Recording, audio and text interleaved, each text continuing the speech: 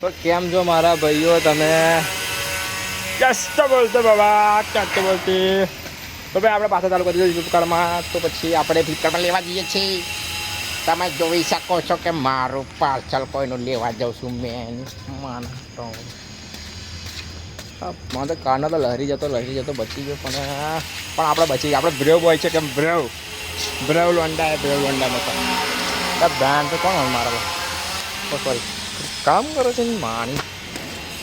આ બહુ